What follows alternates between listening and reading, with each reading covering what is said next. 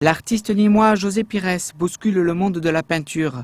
Avec ses dernières œuvres, le créateur s'offre le luxe de sortir des frontières du département pour exposer à Paris, à l'Hôtel des Invalides. Une idée engagée par le ministre Alain Marleix depuis 2 ans.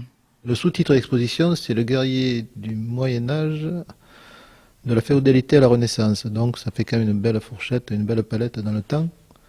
Et donc c'est une facture très picturale, à la limite presque le tableau pourrait servir d'alibi à la peinture pure et dure. Au total, 28 pièces, 18 toiles et 3 grands dessins séjourneront dans la capitale. Une collection importante d'art contemporain basée sur des archives historiques, d'iconographie populaire et de clichés récupérés dans des livres d'histoire. Donc il y a pas mal de clichés, des symboles en dehors même du Moyen-Âge, bon, parce qu'il y a des clichés au niveau de la tradition. Donc il y a les croisades, il y a aussi toute l'empreinte de la chrétienté qui apparaît au fil des jours comme ça avec le Moyen-Âge.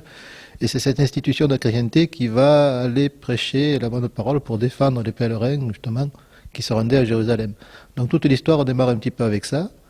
Par la suite, bon, le propos pictural a pris le dessus, le sujet se met en arrière-plan et la peinture se met en avant.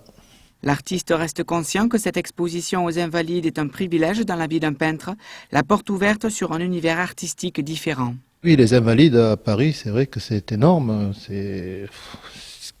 Disons que c'est un des lieux phares pas de l'art, mais disons un des lieux phares des visites sur le plan national.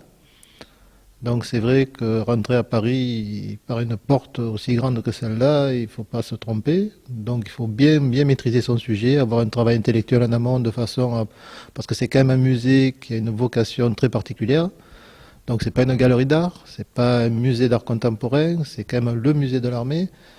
Donc la difficulté, c'est d'arriver à mélanger cette espèce de peinture moderne, entre guillemets, avec des fresques dépassées qui sont représentées dans un musée qui, lui, ne présente que des choses muséales, c'est le cas de le dire. Le guerrier du Moyen-Âge, de la féodalité à la Renaissance, une exposition qu'ont pu admirer en avant-première les Nîmois vendredi 30 octobre au Mas Marley. C'est dans ce site que José Pires a pu préparer ses œuvres avant son grand départ sur Paname. C'est Albert Sébat, qui était un ami, qui m'a proposé gentiment de me prêter ce lieu magique, parce que j'avais quand même un atelier à côté de plus de 300 mètres carrés. Donc j'ai pu travailler toutes les œuvres en même temps. Donc on a préparé, on a photographié, on s'est mis en place. On est d'ailleurs en train de faire un diaporama sur toute l'évolution des toiles du début à la fin. Donc il y a tous les clichés de la construction, du départ, du croquis jusqu'à la finalité. Les toiles seront de retour après le 30 novembre, à moins que les Parisiens ne décident de prolonger l'exposition.